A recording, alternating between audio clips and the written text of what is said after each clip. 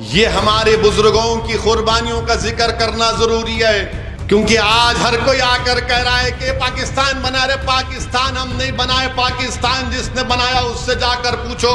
हम जिम्मेदार नहीं है पाकिस्तान बनाने के, हाँ हम जिम्मेदार हैं भारत को आजाद कराने के लिए। हमारे बुजुर्गों ने अपना खून पसीना इसमें बहा दिया, अपनी जानों की अजीम कुर्बानियों को हमारे बुजुर्गों ने पेश कर दिया।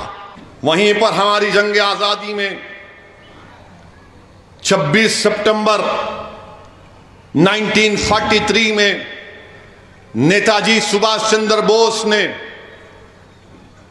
इंडियन नेशनल आर्मी बनाई थी।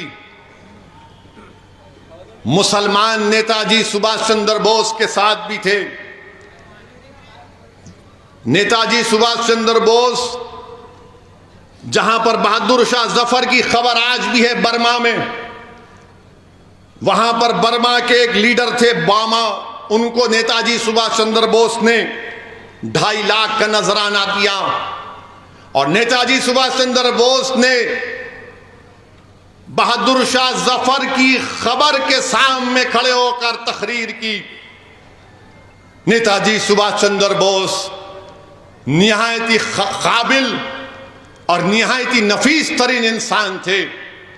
और नेताजी सुभाष चंद्र बोस ने जब इंडियन नेशनल आर्मी दोबारा भारत में जाकर भारत को आजाद कराने की लड़ाई में जा रही थी, तो नेताजी सुभाष चंद्र बोस ने बहादुर शाह जफर की खबर पर खड़े होकर यह शेर पढ़ा था जफर का कि गाजियों में बू रहेगी जब तलक ईमान की, गाजियों में जब तलक बू रहेगी ईमान की, तख्ते लंदन तक चलेगी तेग हिंदुस्तान की। यह नेताजी सुभाष चंद्र बोस ने बहादुर शाह जफर का शेर पढ़ा। और जब यह फौज गई तो अब मौजूदा इंपाल के इलाके को उसने कब्जा कर लिया था। अभी भारत का जो इंपाल का नॉर्थ ईस्ट का इलाका है, तो मौर्य को ये जालिमों को बताना चाह रहे हैं, ये जो गोडसे के जानशीन हैं, इनको हम बताना चाह रहे हैं कि बताओ, जब नेताजी सुभाष चंद्र बोस कलकत्ता से निकलकर पेशावर गए, तो उस शख्स ने जिसमें पेशावर में नेताजी सुभाष चंद्र बोस को इस्तकबाल किया, उसका नाम क्या था? उसका नाम था मियां अकबर शाह। नेताजी सुभाष चंद्र बोस जब जर्मनी से यूरोप से एशिया सबमरीन में गए, कौन था वो जिसने नेताजी सुभाष चंद्र बोस के साथ था? उसका नाम आबिद हसन था, हैदराबाद के आबिद हसन सफरानी, वो साथ थे। उसके बाद जो नेताजी ने पहला डिवीजन बनाया फौज का, जो नॉर्थ ईस्ट, मौजूदा भारत का नॉर्थ ईस्ट में गए, उसका फौज का डिवीजन का इंचार्ज कौन था? मोहम्मद जमा उसका नाम था। और किसने तिरंगा लहराया था इंफाल में? उस शख्स का नाम शौकत मलिक था। नेताजी सुभाष चंद्र बोस जो आखिरी मर्तबा प्लेन में बैठ कर गए, उसके बाद नेताजी किसी को दुनिया में नजर नहीं आए। कौन था नेताजी के साथ उनके जिंदगी के आखिरी सफर में? उसका नाम हबीबुर रहमान था। उसका नाम हबीबुर रहमान था। नेताजी सुभाष चंद्र बोस के ताल्लुक से जब वो सिंगापुर में थे, तो सिंगापुर में आकर किसी ने कहा कि सिंगापुर के मंदिर में चलो नेताजी सुभाष चंद्र बोस, मगर सिर्फ आप आ सकते, आपकी आर्मी के लोग नहीं आ सकते। तो नेताजी ने कहा कि अगर सुभाष चंद्र बोस आएगा तो सब मेरे साथ आएंगे। ये नेताजी सुभाष चंद्र बोस थे।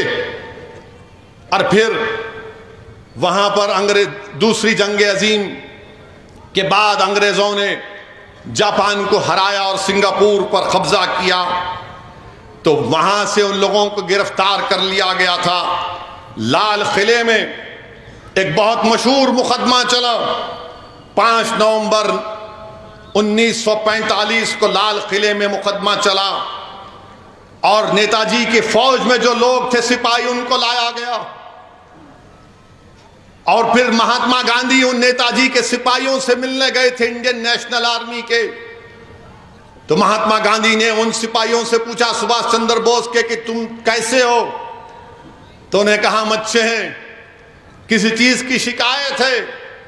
तो सिपाहियों ने कहा कि गांधी जी, हमको जेल में रखा गया है लाल किले में, मगर हमको चाय दी जाती है, एक हिंदू की चाय और मुसलमान की चाय है, ये कैसे? तो महात्मा गांधी ने पूछा, फिर तुमने क्या किया? तो उन्होंने कहा, गांधी, हमने हिंदू और मुसलमान की चाय और हिंदू मुसलमान का खाना मिलाकर खाना खाते हैं। हम ना हिंदू की चाय पीते हैं, ना हिंदू हिंदू की चाय पीता है, ना मुसलमान मुसलमान की चाय पीता है। मेरे अजीज दोस्तों और बुजुर्गों, उसी लाल किले के मुकदमे में एक आवाज आ रही थी, नारे लग रहे थे पूरे भारत में। क्या नारे लग रहे थे पूरे भारत और दिल्ली की गली कूचों में? कि लाल किले से आई आवाज, सिंगल, डिल्हन और शाहनवाज। कौन थे सिंगल?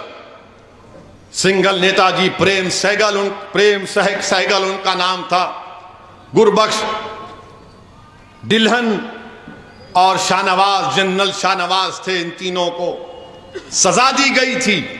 तूफान मच गया दिल्ली में, अंग्रेजों को पीछे हटना पड़ा और जनरल शाहनवाज बाद में मीरठ से 4 मर्तबा के एमपी बने। मिनिस्टर ऑफ स्टेट रेलवेज भी जनरल शाहनवाज थे। मेरे अजीज दोस्तों और बुजुर्गों, ये हमारे बुजुर्गों की कुर्बानियों का जिक्र करना जरूरी है, क्योंकि आज हर कोई आकर कह रहा है कि पाकिस्तान बना रहे। पाकिस्तान हम नहीं बनाए, पाकिस्तान जिसने बनाया उससे जाकर पूछो। हम जिम्मेदार नहीं है पाकिस्तान बनाने के। हाँ, हम जिम्मेदार हैं भारत को आजाद कराने के लिए। हमारे बुजुर्गों ने अपना खून पसीना इसमें बहा दिया, अपनी जानों की अजीम कुर्बानियों को हमारे बुजुर्गों ने पेश कर दिया।